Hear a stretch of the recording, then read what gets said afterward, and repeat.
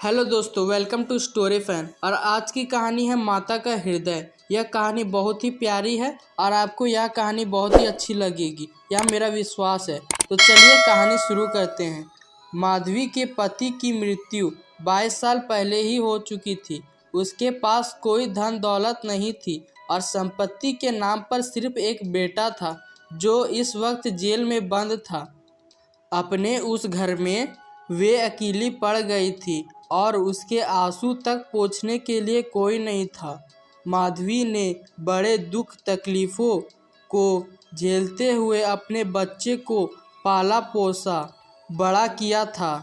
अगर माँ बेटे को जुदा करने वाला मौत होता तो माधवी सब्र कर लेती और उसके मन में किसी के लिए क्रोध ना होता, लेकिन उन्हें जुदा करने वाला तो कोई और था जिनके अत्याचार को सहना उसके लिए मुश्किल हो रहा था। माधवी के मन में बार बार उन स्वार्थियों से बदला लेने का विचार घूम रहा था।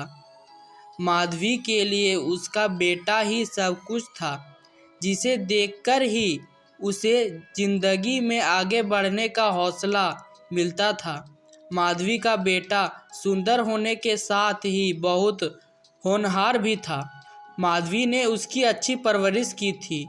उसकी गली के सारे लोग उसके बेटे की तारीफ करते थकते नहीं थे और यहाँ तक कि स्कूल के अध्यापक तक उस पर जान छिड़कते थे। माधवी के बेटे का नाम आत्मानंद था। आत्मानंद ने दूसरे के दुख तकलीफ देखी नहीं जाती थी और लोगों की मदद करने के लिए वह हमेशा तत्पर रहता था। उसे देखकर कोई सोच भी नहीं सकता था कि वह अपराध कर सकता है।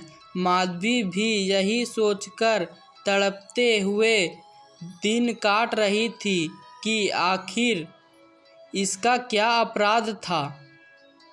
आत्मानंद में गुणों का भंडार था। वह साहसी, निस्वार्थ और देश प्रेमी होने के साथ साथ कर्तव्य का पालन करने वाला इंसान था। साथ ही वे राजनीति में रुचि रखता था और अपने राजनीतिक लेखों की वजह से सरकारी कर्मचारियों के नज़र में आ गया था। पुलिस भी इसकी हरकतों पर नज़र रखती थी। पुलिस बस एक मौका की तलाश में थी ताकि वे उसे जेल की सलाखों के पीछे डाल सके। जिले में पड़े एक डाके ने उन सभी लोगों को आत्मानंद को फंसाने का अवसर दे दिया जो उसे पसंद नहीं करते थे। डाके से तार जुड़े होने का हवाला देकर आत्मानंद के घर की तलाशी ली गई, जहां मिले कुछ पत्रों व लेखों को डाके का मुख्य कारण बताकर उसे गिरफ्तार कर लिया गया।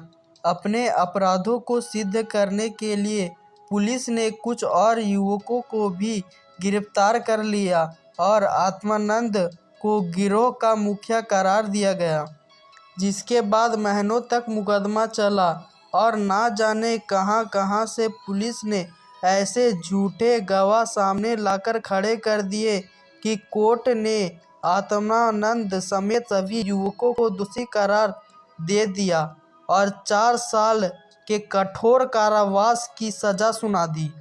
बेटे की सुनवाई में जा रही माधवी ने देखा कि इंसान का चरित्र कितना नीच हो सकता है और वह अपने स्वार्थ के लिए किसी को भी हानि पहुंचाने से नहीं चूकता। अपने बेटे को हथकड़ियों में पुलिस द्वारा जेल ले जाते देखकर माधवी वहीं बेहोश हो गई। इसके बाद कुछ भले लोगों ने उसे टांगे में बैठाकर घर तक पहुंचाया। माधवी को जब होश आया तो उसे पूरा वाकया याद आया। उसे अपने एकलौते सहारे को दूर होने का गम उसे खाया जा रहा था, जो उसे एक पल भी चैन की सांस तक लेने नहीं दे रहा था। कोई रास्ता ना सूझने पर माधवी ने अपने वेदना को ही प्रतिशोध में बदलने का फैसला लिया और उसके बेटे की यह दुर्दशा करने वाले से बदला लेने अपने जीवन का मकसद बना लिया। माधवी के मन में भी प्रतिशोध की ज्वाला धधक रही थी। वह बस यही सोच रही थी कि ऐसा क्या करे कि उन अत्याचारियों से बदला लिया जा सके। देर रात तक माधवी सोचते रही और विधवा जीवन जीते 22 साल बीत गए। लेकिन अब उसे बाहर निकलना होगा। अपने अंतर मन से माधवी कहने लगी कि इस दुनिया में अच्छे कर्मों की कोई जगह नहीं है और हो सकती है ईश्वर ने भी निराश होकर हमसे मुंह फेर लिया हो, तो ऐसे में उसे अत्याचारियों को दंडित करने के लिए उसे ही कदम उठाना होगा। शाम का वक्त था। लखनऊ के एक बड़ा सा बंगला झिलमिलाते लाइटों से सजा था, जहां दोस्तों की महफिल सजी थी और गाने बजाने हो रहे थे। एक और मेज आतिशबाजी से सजी थी तो दूसरी ओर तरह तरह के पकवान रखे थे। बंगले के चारों ओर पुलिसकर्मी तैनात थे, क्योंकि वह बंगला पुलिस सुप्रिंटेंडेंट मिस्टर बागची का था। बागची ने एक बड़ा मार्के का केस जीता था, जिससे खुश होकर अफसरों ने उसे तरक्की दी थी, जिसकी खुशी में जश्न मनाया जा रहा था। मार्के का केस, जिसमें पुलिस बेगुनाह युवकों को झूठे केस में फंसाकर जेल में भर देती थी। वहाँ आए दिन उत्सव होते ही रहते थे। महफिल में रौनक बढ़ाने के लिए मुफ्त में खाने बजाने वाले आतिशबाजियों और आधे दाम पर मिठाइयाँ व फल फूल उन्हें आसानी से मिल जाती थी। दौड़ धूप करने के लिए सिपाही की एक टोली हर वक्त उसके घर में तैनात रहती थी। महफिल में गाना बजाने का कार्यक्रम समाप्त होने के बाद मेहमान जब भोजन करने लगे थे, दुकान से दावत का सामान ढोने वाले मजदूर उन्हें कोसकर वहां से चले गए थे। बस बाकी बचे मजदूरों के साथ एक बूढ़ी औरत वहां काम कर रही थी। वह बूढ़ी औरत चेहरे में हल्की मुस्कान लिए अपना काम में मगन थी। वह महिला और कोई नहीं बल्कि माधवी थी, जो बदला लेने के लिए मजदूर बनकर काम कर रही थी। महफिल खत्म होते होते सभी मेहमान जा चुके थे। इक्का दुक्का मजदूर बचे थे जो खाना समेट रहे थे। माधवी एक कोने में चुपचाप बैठी हुई एकटक सभी को देखी जा रही थी। सहसा मिस्टर बागची की नज़र माधवी पर पड़ी तो वे उसके पास पहुँचे और बोले, तुम अब तक यहाँ क्या कर रही हो? कुछ खाने के लिए मिला या नहीं? माधवी ने नज़र उठाकर बागची को देखकर कहा, साहब खाना तो मिल गया, लेकिन मेरे पास जीने के लिए कोई जगह नहीं है। अगर आपके ऐतराज़ ना हो तो मुझे यहीं कोने में पड़े रहने दीजिए। माधवी की बात सुनकर बागची ने कहा, नौकरी कर लेंगी बंगले में? बच्चे को पालना आता है क्या? बागची की बात सुनकर माधवी ने तपाक से कहा, जी साहब, बच्चे को अच्छे से खिलाना जानती हूँ। इसके अलावा घर के छोटे बड़े सभी काम कर सकती हूँ। बस मुझे एक मौका दे दीजिए। माधवी की ओर ध्यान से देखते हुए बागची ने कहा, ठीक है, तुम आज से ही काम शुरू कर दो। माधवी के बागची के बंगले में काम करते हुए 1 महीने से अधिक हो गया था। माधवी अपने काम में इतनी निपुण थी कि उसे पूरा घर खुश था। बागची की पत्नी का स्वभाव चिड़चिड़ा था और वह आलसी व अपने खराब सेहत के चलते दिन भर बिस्तर पर या सोफे पर पड़ी रहती थी और नौकरों पर चिल्लाती रहती। इसके स्वभाव के कारण बच्चे का ध्यान रखने वाली आया ज़्यादा दिन ना टिक पाई। माधवी उसकी जली कटी बात सुनकर भी चुपचाप अपने काम में लगी रहती, इसलिए बागची की पत्नी को उससे कुछ खास शिकायत नहीं थी। उसने बच्चे की देखभाल की जिम्मेदारी भी माधवी को ही दे दी थी। बागची और उसकी पत्नी को इससे पहले भी कई बच्चे हो चुके, लेकिन अज्ञात कारणों से उसका एक भी बच्चा कुछ महीनों या सिर्फ साल भर से ज़्यादा जीवित ना बच पाता था। इसलिए उस बच्चे पर दोनों माँ बाप की जैसे जान बसी थी। पढ़े लिखे होने के बावजूद दोनों अपने बच्चे की सुरक्षा के लिए टोना टोटका व जादू मंत्र अपनाने से भी परहेज ना करते थे। बच्चा माधवी के पास ही ज़्यादा समय बिताता। इस वजह से वे माधवी से काफ़ी ज़्यादा घुल मिल गया था। अगर माधवी कुछ देर के लिए भी उसे नज़र से दूर हो जाती तो बच्चा ज़ोर ज़ोर से रोने लगता। बच्चा माधवी को ही अपनी माँ समझता था और वह साथ खेलती तो ही खेलता, वह दूध पिलाती तो पीता और वह सुलाती तो ही उसे नींद आती। अपने पिता को तो बच्चा जैसे कोई अजनबी समझता और माँ उस पर ध्यान नहीं देती थी। माधवी को लगता था कि बड़े घर में काम करने से तनख्वाह अच्छी खासी मिल जाएगी, उसे महीने का खर्च पूरा हो जाएगा, लेकिन यह तो नौकरी से हर एक पैसा का हिसाब लिया जाता। एक दिन बच्चे को गोद में उठाए माधवी ने मालकिन से कहा कि बच्चे के लिए कोई खिलौना गाड़ी मंगवा देती तो अच्छा होता। माधवी की बात सुनकर मिसेज बागची ने कुंठित स्वर में कहा, कहाँ से मंगवाऊँ इसके लिए खिलौना गाड़ी? हाथ में रुपए भी तो होने चाहिए। इसके खिलौना 10-20 रुपए में आएगा और इतना रुपए कहाँ है हमारे पास।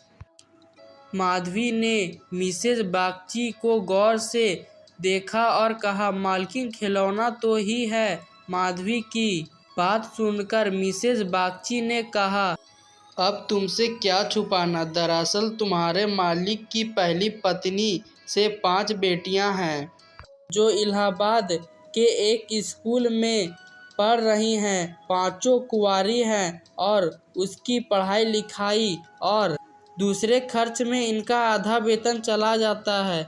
ऊपर से लड़कियों की शादी करवाने के लिए कम से कम 25,000 रुपये लगेंगे। अब कहाँ से लाएं इतने पैसे? मिसेज बागची की बात सुनकर माधवी बोल पड़ी, मालिक को घूस तो मिलती होगी ना। माधवी को कहकर चुप हो गई। मिसेज बागची ने गहरी सांस भरते हुए कहा, ऐसी कमाई में बिल्कुल बरकत नहीं होती।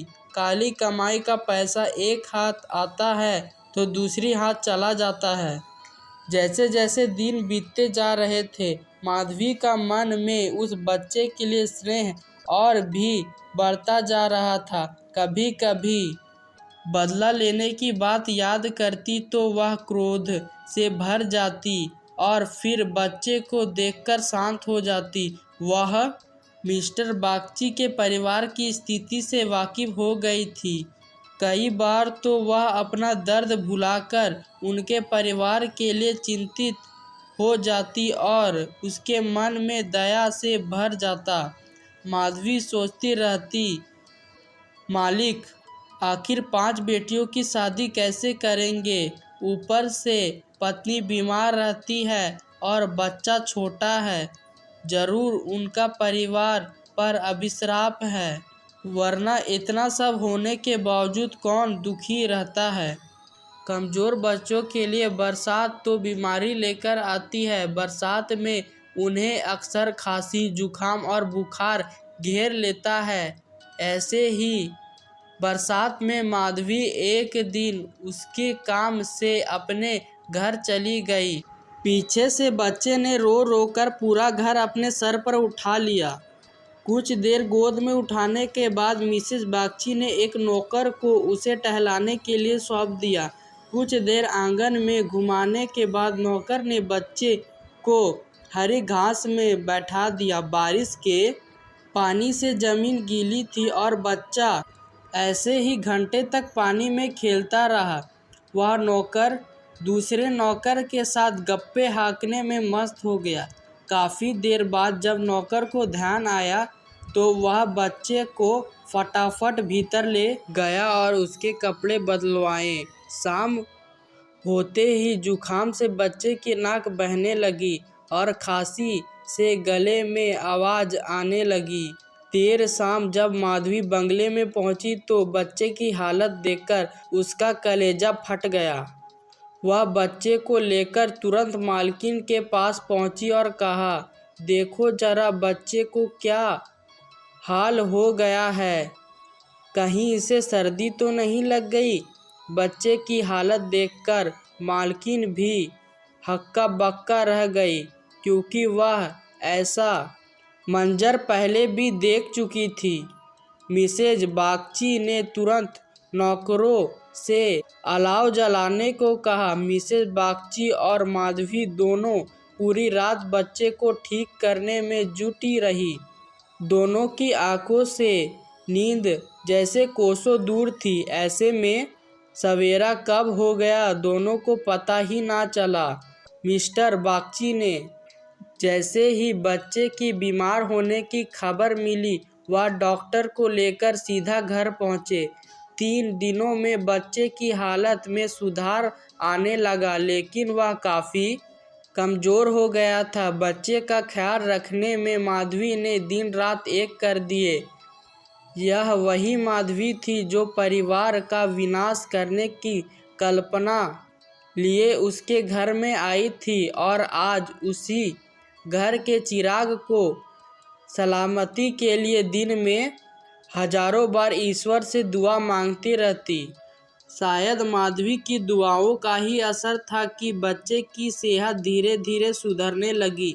एक सुबह मिस्टर बागची बच्चे के झूले के पास बैठे हुए थे और मालकिन सिर दर्द के कारण चारपाई पर पसरी हुई थी। माधवी पास में ही बैठी बच्चे के लिए दूध गर्म कर रही थी। माधवी की ओर देखते हुए मिस्टर बागची ने कहा, हम जब तक जिएंगे तुम्हारे एहसान के तले दबे रहेंगे। यह तुम ही हो जो बच्चे को मौत के मुंह से खींच लाई, वरना हम तो उम्मीद ही हारने लगे थे। इतने में मिसेस बागची भी उठकर पास आ गई और माधवी से कहा, तुम एक देवी बनकर हमारे जीवन के कष्ट हरने के लिए आई हो। आज अगर तुम ना होती तो क्या अनर्थ हो जाता। मेरी तुमसे एक विनती है, वह जीना मरना सब ऊपर वाले के हाथ में है, लेकिन तुम्हारे हाथ में जरूर संजीवनी है। मेरे तो किस्मत ही अभागी है, पर हो सकता है तुम्हारे पुण्यों से मेरे बच्चे की जान बच गई। माधवी चुपचाप मिसेस बागची की बात सुन रही थी। मिसेस बागची रुआसी आवाज़ में कहने लगी, सच कहते हैं, अब तो बच्चे को गोद में उठाने तक से मुझे डर लगता है। तुम इसे आज से अपना ही बच्चा समझो और इसकी माँ बन जाओ। इसे भी तुमसे बहुत लगाव है।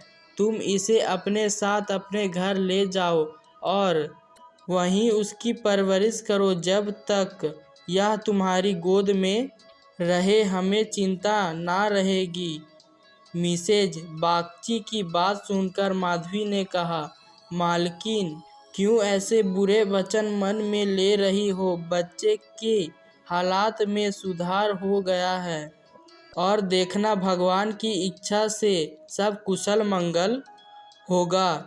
इतने में मिस्टर बागची बोल पड़े, नहीं बूढ़ी माँ, मेरे दिमाग भले ही इन बातों को ढकोसला करार देता हो, लेकिन मन का एक कोना इस पर विश्वास करना चाहता है। मेरी अपनी माँ ने मुझे पैदा होते ही एक धोबिन को बेच दिया था, क्योंकि उसे पहले मेरे 3 भाई की मृत्यु हो चुकी थी। इसलिए मेरी जान बचाने के लिए उन्हें जो उचित लगा उन्होंने किया। अब बारी हमारी है और हमसे जो बन पड़ेगा हम करेंगे। तुम ऐसे आज से अपना बेटा मानो और इसके साथ ले जाओ। हमें जब भी मिलने का मन होगा हम चले आएंगे, और खर्च की चिंता ना करना। इसका पूरे परवरिश का खर्च हम समय समय पर तुम्हें भिजवाते रहेंगे। मिस्टर बागची ने कहा, मैं जिस पेशे में हूँ मुझे ना चाहते हुए भी कई कुकर्म करने पड़ते हैं। झूठी शहादतों बनाकर निर्दोषों को फंसाना पड़ता है।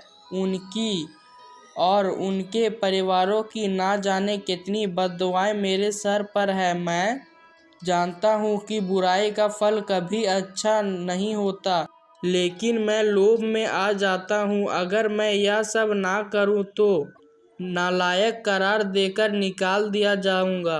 अंग्रेज़ों को जहाँ 100 खून भी माफ़ होते हैं, लेकिन हम हिंदुस्तानियों की एक गलती भी हमें भारी पड़ती है। इसलिए हमारी विनती है कि हमारे बेटे को स्वीकार कर लो। माधवी को भी इस बच्चे से काफ़ी लगाव था, इसलिए वह खुशी खुशी मान गई। गदगद होते हुए माधवी ने कहा, आप दोनों की अगर यही इच्छा है तो मैं बच्चे को अपनाने के लिए तैयार हूँ। मुझसे जो बन पड़ेगा मैं करूँगी। मेरी भगवान से बस यही दुआ है कि हमारे बच्चे को वे अमर करे। बड़ी देर से बच्चा आराम से झूले में सो रहा था। चादर से उसका मुंह ढका हुआ था। माधवी के दूध गर्म कर बच्चे को पिलाने के लिए जैसे ही उसके मुंह से चादर को हटाया, उसके मुंह से जोर से चीख निकल गई।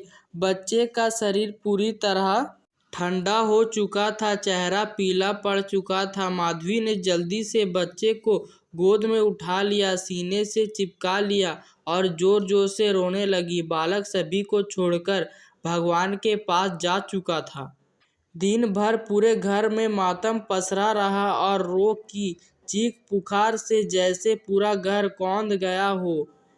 मिस्टर बागची और उसकी पत्नी का भी रो रो कर बुरा हाल था। माधवी जो खुद बच्चे को खोने के दर्द से तड़प रही थी, उन दोनों को सांत्वना दे रही थी। माधवी उनसे कहती है कि अगर उसका बस होता तो अपने प्राण देकर भी बालक को बचा लेती, लेकिन ऐसा संभव नहीं है। माधवी जो अपने बदला लेने आई थी, ममता की बंधन में बंध स्वयं दुख लेकर जा रही है। सच कहते हैं कि माँ का दिल दया का सागर होता है। माँ वह देवी है जिसकी निर्मलता को कोई भी मैला नहीं कर सकता। दोस्तों, इस कहानी से हमें यह सीख मिलती है कि माँ की ममता का पूरे दुनिया में कोई मेल नहीं है। माँ अपने बच्चे के लिए कुछ भी कर सकती है। ममता एक ऐसी चीज़ है जो क्रोध को शांत कर देती है। जैसे इस कहानी में बच्चे की मुस्कान ने माधवी के बदले लेने की भावना को समाप्त कर दिया। अगर आपको यह कहानी अच्छी लगी हो तो इस चैनल को ज़रूर सब्सक्राइब कर लीजिए और इस वीडियो को ज़रूर लाइक कर दीजिए। धन्यवाद।